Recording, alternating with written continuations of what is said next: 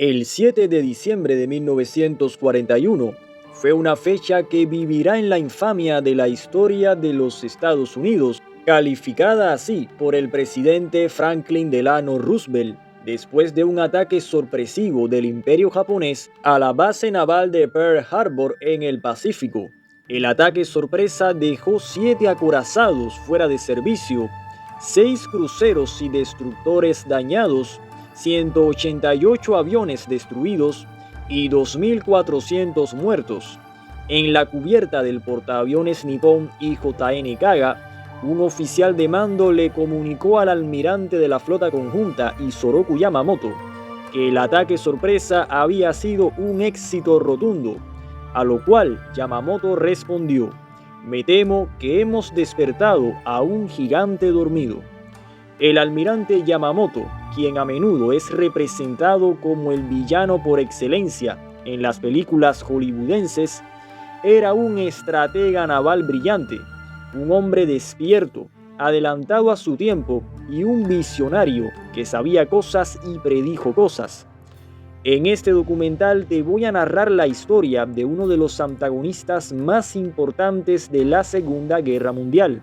Un japonés que sentía admiración por Estados Unidos y cuyas predicciones fueron cumplidas a cabalidad. Comencemos. El protagonista de esta historia nace en Nagaoka, Japón, 1884, como el sexto hijo del profesor Sadakichi Takano, quien era miembro de una antigua familia de samuráis.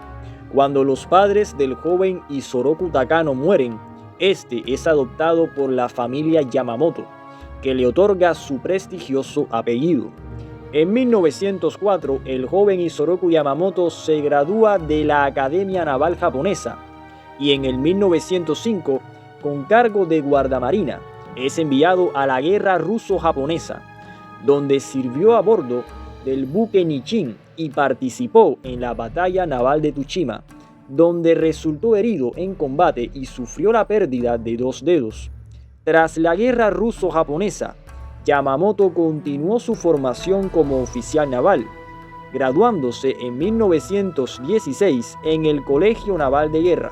En el año 1919, Yamamoto fue enviado a Estados Unidos por primera vez, como el joven asistente del agregado naval de la Embajada de Japón en Washington.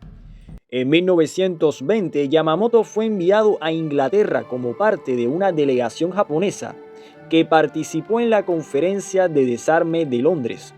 En 1922, es enviado a la Universidad de Harvard en Estados Unidos, donde aprendió a hablar inglés perfectamente y convivió con los estadounidenses durante 5 años. A diferencia de los militares nipones, que pensaban que los norteamericanos eran holgazanes y poco disciplinados, Yamamoto conocía muy bien ese país y sabía que si despertaba se podía convertir en una potencia imperialista imparable. Cuando regresó a Japón en 1927, Yamamoto recibió el mando del portaaviones IJN Akagi. En la Armada nipona, Yamamoto se había desempeñado durante varios años como oficial de artillería, pero cambió el rumbo de su carrera, interesándose cada vez más por la aviación naval. Años más tarde sería puesto al frente de la Oficina de Aviación Naval en el cuartel general del Ejército Imperial Nipón. En aquel entonces, la mayoría de las marinas de guerra apostaban por el acorazado como el buque de guerra más poderoso de una flota. Pero Isoroku Yamamoto estaba convencido de que el futuro del combate naval no serían los acorazados, sino los portaaviones y la aviación naval. Yamamoto aprovechó cada oportunidad que tuvo para viajar a Europa y Estados Unidos con el objetivo de conocer cómo funcionan sus respectivas marinas de guerra. Cabe destacar que no solo fue un brillante estratega naval, sino también un hábil diplomático que dominaba el inglés perfectamente y que en varias ocasiones sirvió como agregado naval de la Embajada de Japón en Washington. En una de sus predicciones más acertadas, Yamamoto dijo lo siguiente: La serpiente más feroz puede ser vencida por un enjambre de hormigas furiosas. Esta predicción se cumplió en 1945, cuando el acorazado más poderoso de la historia, el IJN Yamato, fue hundido por aproximadamente 400 aviones norteamericanos durante la fallida Operación Tengo. En el año 1934, Yamamoto viajó a Inglaterra como representante del emperador de Japón en las negociaciones destinadas a la firma de un acuerdo sobre la reducción del armamento. En la cúspide de su carrera fue nombrado viceprimer ministro de la Marina japonesa en el año 1935. Un dato poco conocido sobre Yamamoto es que desde su cargo como viceministro se opuso a la firma del pacto militar entre Japón y la Alemania nazi. En el año 1940 la Alemania nazi había derrotado a Francia y Japón, como parte de su política expansionista por el sudeste asiático, conquistó el norte de la Indochina francesa. La cúpula de militares imperialistas que dirigían el ejército japonés no solo firmaron el pacto tripartito con la Alemania nazi e Italia para formar el eje fascista, también avanzaron sobre la Indochina, una región sobre la cual Estados Unidos y sus aliados tenían fuertes intereses económicos. El presidente de los Estados Unidos reaccionó a esto con sanciones y un embargo petrolero contra Japón. La armada y el ejército imperial japonés nunca se llevaron bien. En aquel entonces, el primer ministro de Japón era un almirante de la Marina, llamado Mitsumasa Yonai. Tanto él como Yamamoto, quien se desempeñaba como viceministro de Marina, estaban de acuerdo en que una alianza con Alemania llevaría a Japón a una inevitable guerra con Estados Unidos e Inglaterra, y que la Marina Imperial japonesa no estaba en condiciones de librar una guerra a largo plazo con Estados Unidos. Pero los generales del ejército imperial japonés, bajo el liderazgo del ministro de guerra Hideki Toyo, lograron defenestrar al primer ministro y presionar al nuevo primer ministro para declararle la guerra a Estados Unidos. En aquel entonces se producían asesinatos y conspiraciones dentro de la cúpula del poder japonés. Yamamoto fue aconsejado renunciar a su cargo de viceministro y en cambio fue nombrado almirante de la flota conjunta de la Marina Imperial japonesa. A pesar de que durante su carrera política Yamamoto se opuso a la alianza con la Alemania nazi y a una guerra con Estados Unidos, ahora era un simple soldado y tenía que obedecer órdenes. El ataque a Pearl Harbor. Los generales imperialistas nipones querían declararle la guerra a Estados Unidos por el embargo petrolero, pero Yamamoto propuso un plan más inteligente y osado. Él sabía que la base naval de Pearl Harbor era la base de operaciones más grande del Pacífico que tenía Estados Unidos, donde se encontraban estacionados sus 8 acorazados y el grueso de su flota de guerra. Yamamoto sabía que si golpeaba Pearl Harbor, los estadounidenses se iban a quedar sin capacidad para responder, por lo menos durante 6 meses o un año. Tiempo suficiente para que Japón se extendiera por todo el sudeste asiático, formando un perímetro defensivo alrededor de un vasto imperio.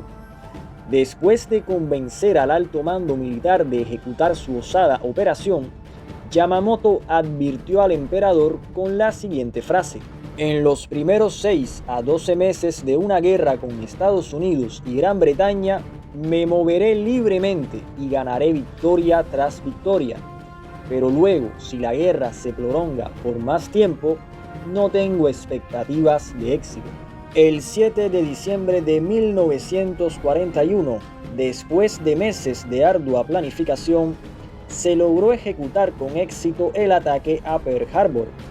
A pesar de que fue una de las operaciones militares más exitosas de la historia, con solo 64 militares japoneses muertos, contra 2.403 estadounidenses muertos y 1.178 heridos, incluidos civiles, los japoneses cometieron dos errores clave que lo convierten en una victoria insuficiente para cumplir con los objetivos estratégicos a largo plazo trazados por Yamamoto.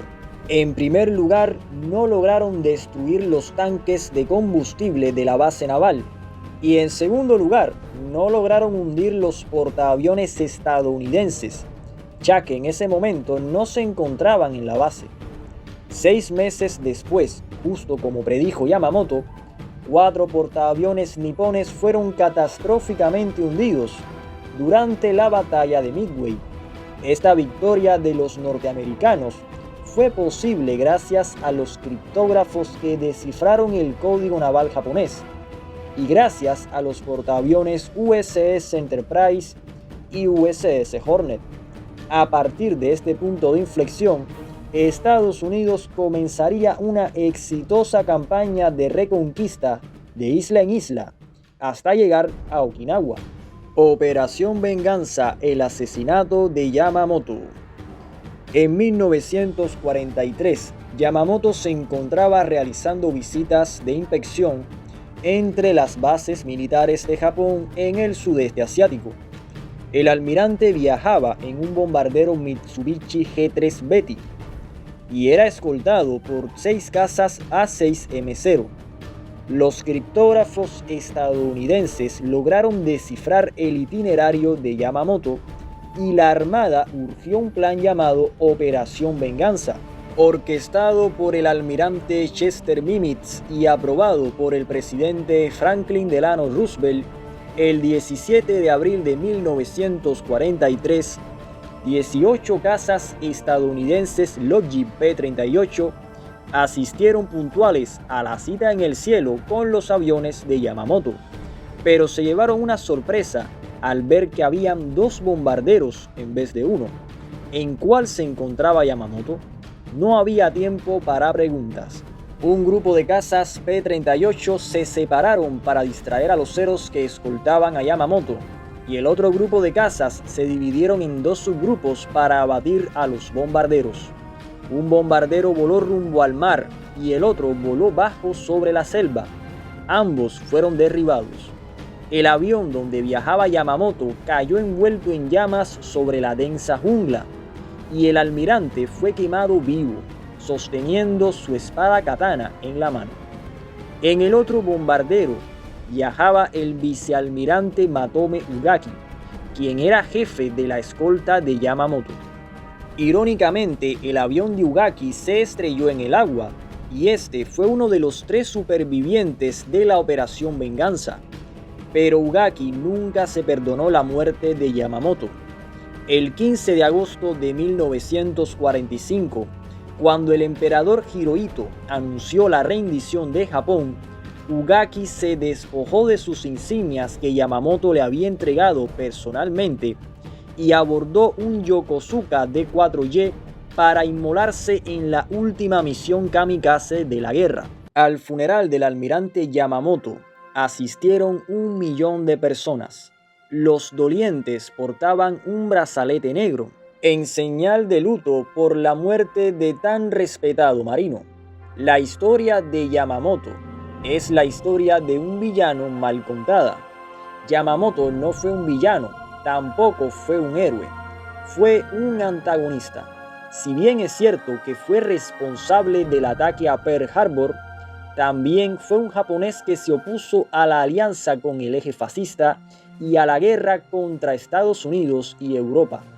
Era un hábil apostador, diplomático y estratega militar, que llegó a ser viceministro de una potencia imperialista y que luego de su destitución no le quedó más remedio que obedecer órdenes.